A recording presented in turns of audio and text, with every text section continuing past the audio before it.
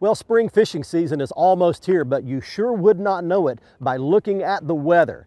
The icy grip of old man winter has his claws dug in. Winter is late this year and it's affected the fishing. All but the hardiest of anglers has had to stay indoors by the fireplace. That's about to change, and in the meantime, you and I can still be successful catching cold weather fish. We'll talk about that on this week's show. This is Fox Sports Outdoors.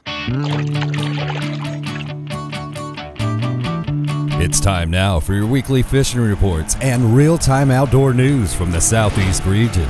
This is Fox Sports Outdoors Sports South. Hi everybody, welcome to the show.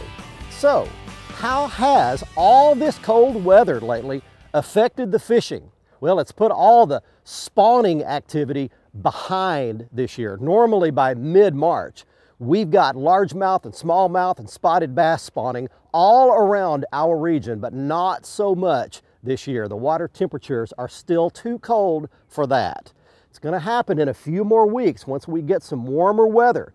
But in the meantime, there is a way that you can go out and catch some bass even with cold water and cold weather. You go to a lake that's got warm water. Power plant lakes around our region. They are magic this time of the year. Everything is sped up, everything is active when all the cold water lakes are not. We're going to talk about that on this week's show, and I'd like to welcome you in to deep East Texas, almost to the Texas-Louisiana border, to Brandy Branch Reservoir. It's a little 2,200 acre lake situated just south and west of Marshall, Texas.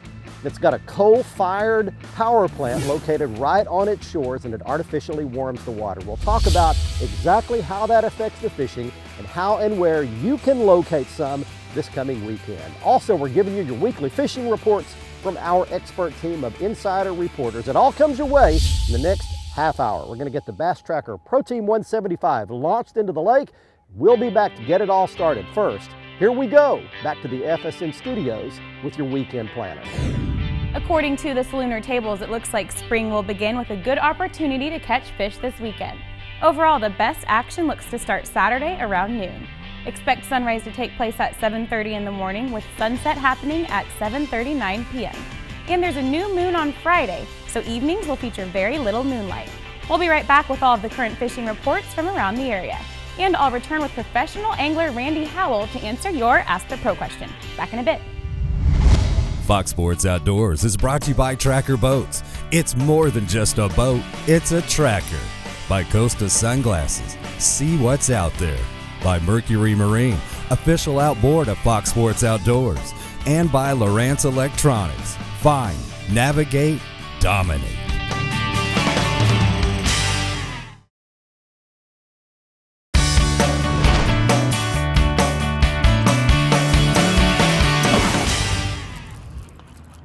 There's one, comes up. Good fish. All right, good one to get it started. Look at him in that clear water. That's a mouthful of rattle bait. Oh yeah, hey, look at here. Let's grab him by the jaw and show you what a good power plant bass looks like right there. All right, there's a great way to get it going. Back that fish goes. Why do we fish power plant lakes early in the spring like this, especially after such a cold winter? Here's why. The seasons are artificially accelerated, which means everything is rolled forward by about a month. Right now, we've got surface temperatures in this power plant lake in the upper 50s and low 60s, which is perfect pre-spawn and even spawning water, while in the cold water lakes right next door, the water temperature is still in the 40s right now, low 40s, some places upper 30s. So we've got about a 20-degree artificial warm-up. The power plant circulates this warm water through the lake and it speeds everything up. So you have to just readjust your mind that it's later in the year than it actually is when you're fishing a power plant. So in my mind right now, I'm fishing the pre-spawn. So I'm going to be fishing moving baits that the fish will chase down when they're aggressively feeding. That's the way you catch them early in the spring, like we have right now, especially after the cold winter that we've just been through. So you can practice on the power plant lakes. Then when the cold water lakes begin to warm up, you go and repeat that same pattern a month later. It's really a fun deal. Talk more about it, talk about some of the gear and the techniques of how to find them in a power plant lake. Right now, let's get you started with some fishing and lake reports. When Mother Nature is all that stands between you and your success in the outdoors, take control over the elements with Stormer. Check out their full line of outerwear, which is the most technologically advanced system on the market, stormerusa.com. I'm going to give you some rundown of this region, and I'm going to start right here on my home lake of Kentucky Lake.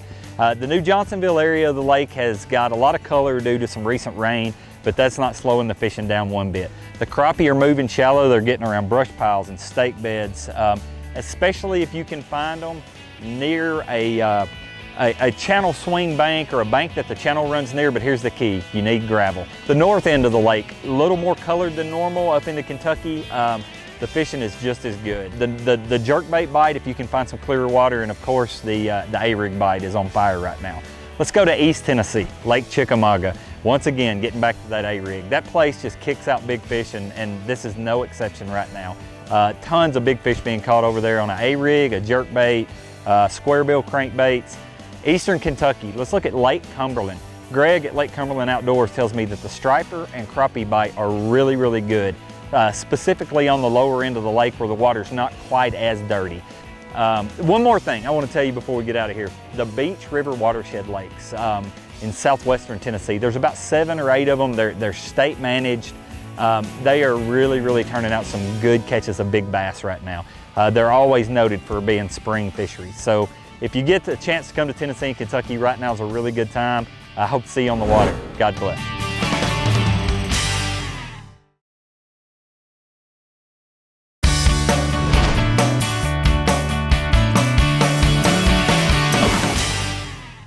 There's another one coming up. Good one. Another good fish. Another mouthful of rattlebait. All right, boy, they are fat, fat, fat, fat fish. Look at this. Welcome back, everybody. We're talking power plant lake bass fishing today. And show you the baits later. There is one more good chunk for you. I want you to look at how beautiful and healthy that fish is. Florida strain largemouth bass is what they stock here in these power plant lakes.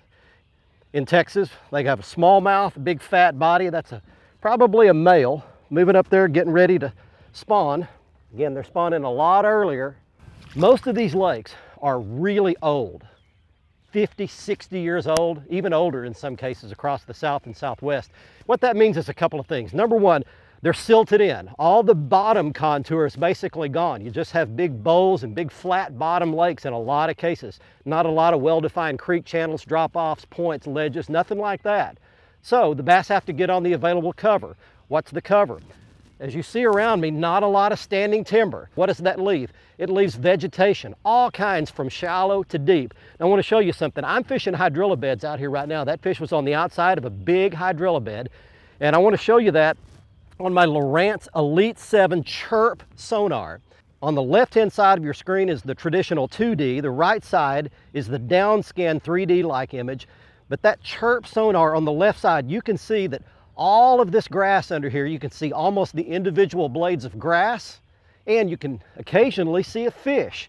It's a target separation is what this Chirp sonar is all about, and it really shines in grass because it separates the blades and the fish from each other, and you can really get a clear picture of those. But that's what you want to fish in many of these power plant lakes, is look at the aquatic vegetation and try to figure out whether they're shallow, lily pads and those kinds of things, are deep around hydrilla and milfoil like they are right here. Hey, let's get you some more fishing and lake reports for this week.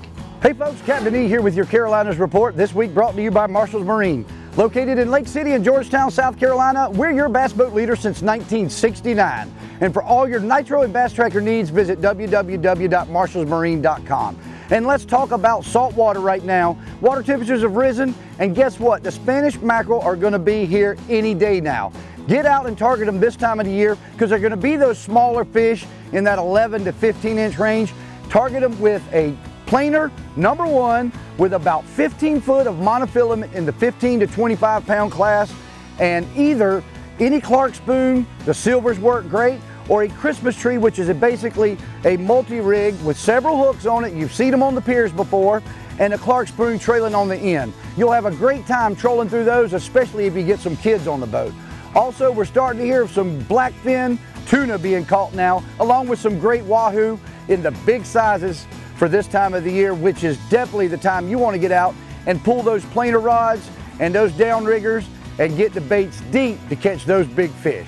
Also, the freshwater side of things, my good friend Captain Jason Bennett on Lake Murray has been wearing out the striped bass the last couple weeks.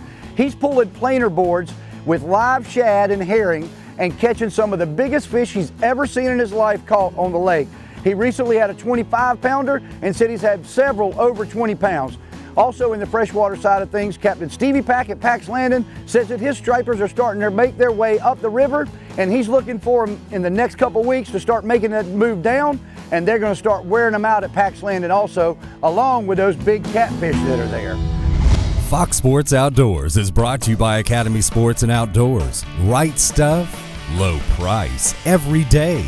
Buy Lose, setting a new standard of fishing performance. Feel the difference. By Gene LaRue and Bobby Garland Lures. With our baits, a good day of fishing is in the bag. And by Stren Fishing Lines, the standard of dependability.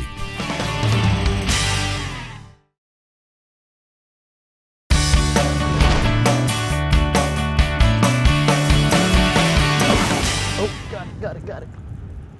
Good fish. Fatty. Look how fat the belly is on that fish. Don't hurt me.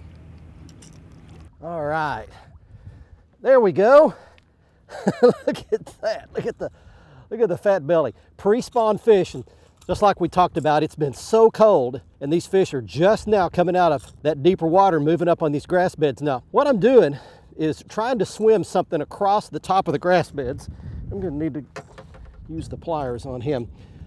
Right now I'm using a rattle bait, lipless rattle and crankbait, and just swimming it across the top of that grass. I'm trying to hold the boat in about 15 feet of water, something like that.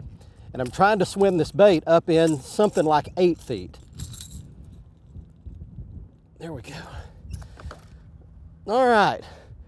There's you a nice brandy branch bass. And hey, you can do this in a lot of power plant lakes across the entire southeast and southwest. That one's gonna go back and get the spawn. All right, and let me mention something else too. Red's always a great color. Red and chartreuse in the springtime are two of my favorite colors. That's kind of a bright orangish red. Give you a little closer shot at the baits. So I've caught them on soft plastic jerk baits, caught them on crankbaits across the top, and I've caught some on a big swim bait as well. So there are a lot of ways to catch them. Remember, go to your active baits, your spinner baits, crankbaits, anything that's moving. These fish will be a lot more aggressive in this kind of water.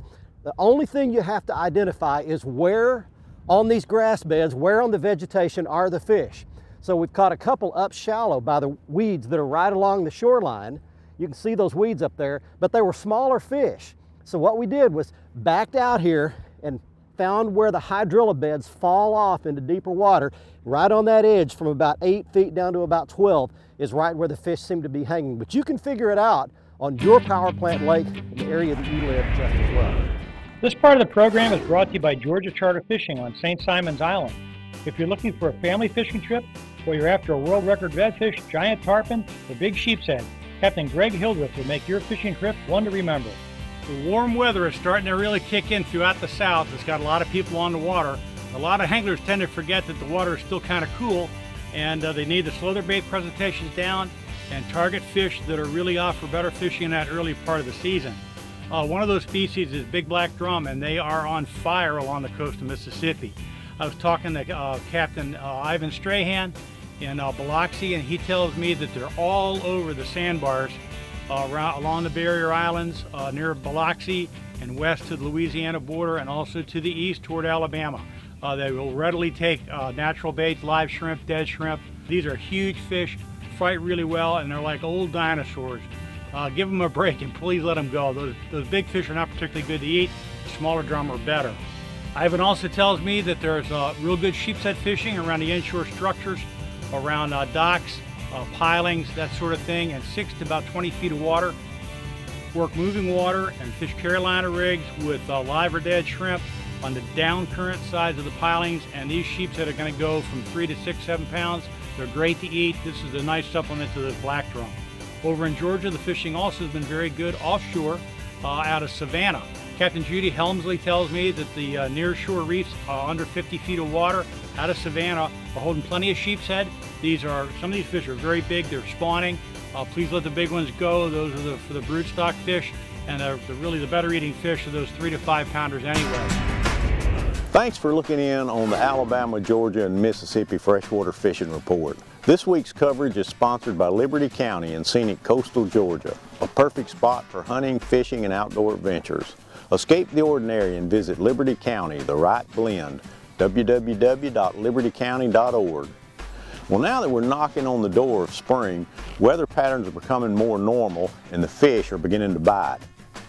For some crappie action this week, head over to Aliceville Lake in west central Alabama. This 8,300 acre impoundment on the Tom Bigby River is on the Mississippi border, and its water warms up a little more quickly than other lakes in Alabama. This gets the fish moving to the banks early. A good tactic is target the holes in the vegetation along the shoreline. You want to drop a 1/16 ounce jig or a minnow under a float into these holes, and it should produce plenty of bites. In southwest Mississippi, it's time to try for some largemouth bass on Natchez State Park Lake. This 230 acre lake has 2 creek arms that are full of abundant stumps and down timber. The bass should be using this for bedding areas right now. You want to locate these beds and throw a big spinnerbait in bluegill pattern and then retrieve it right past the beds. Now be prepared for a big bite. This lake gave up the Mississippi state record largemouth that topped 18 pounds. In Georgia, you can find some largemouth spawning this month as well on West Point Lake on the Chattahoochee River. Those fish right now are staging on main and secondary points on the lower end of the impoundment, and this is particularly true below the State Route 109 bridge. Just pitched up there and caught it right out from under that bush. That just shows you that there's more than one size fish in here. And even though we've had some really cold weather and a lot of really cold water, Power Plant Lake, you can catch some bass right up next to the shoreline.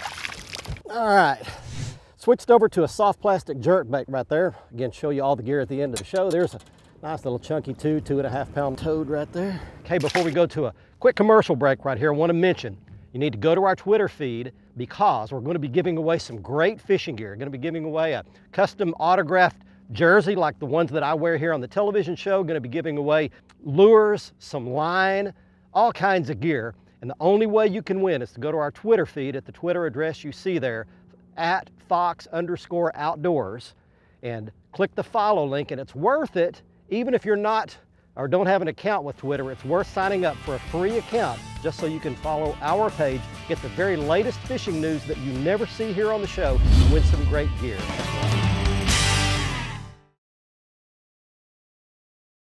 Fox Sports Outdoors is brought to you by Exide AGM Marine Batteries. Starts like new, stays like new longer.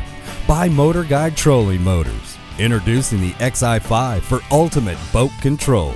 And by Nitro Performance Fishing Boats. Champions aren't born, they're made. Welcome back, everyone. It's time for your Ask the Pro question. This week, Dion wants to know, are bass more active before, during, or after a cold front? We asked 2014 Bassmaster Classic champion Randy Howell for the answer.